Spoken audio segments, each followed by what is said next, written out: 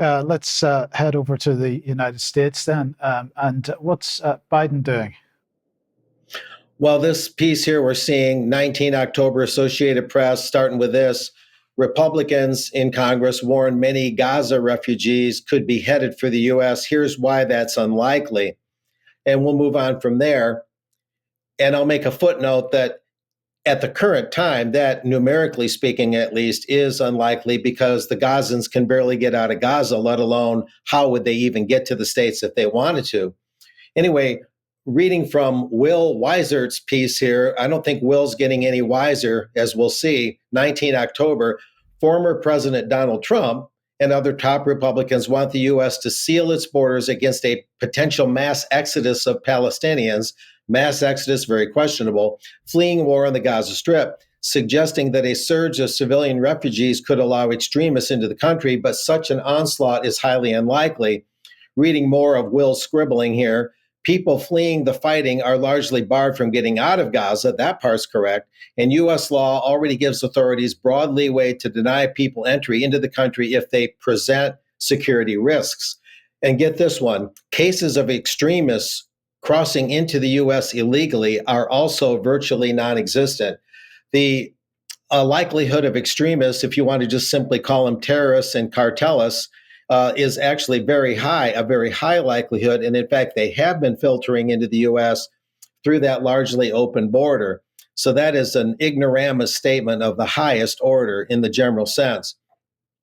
Anyway, going on from there, who wants to ban Palestinian refugees from the U.S.? Trump has been the most outspoken on this issue. The former president vowed while campaigning in Iowa this week, he wants to bar refugees from Gaza, immediately expand a Muslim travel ban that he imposed via an executive order during his one administration, pointing to the October 7 attacks and the taking of hostages by Iran-backed militant group Hamas. That sparked Israel's retaliation and the war in Gaza. Trump also suggested in an online post that, quote, the same people that raided Israel are pouring into our once beautiful USA through our totally open southern border.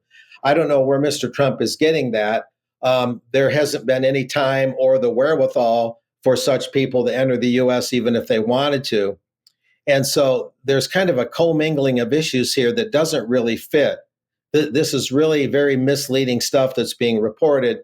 Moving on from there, a couple of days later, 21 October, also from the illustrious wire service Associated Press, now also having to do with the border, President Biden is dangling border security money in front of the faces of Republican congressmen that want our southern border secure in order to use that as an enticement to get billions more, hear that, billions more for both Ukraine and Israel.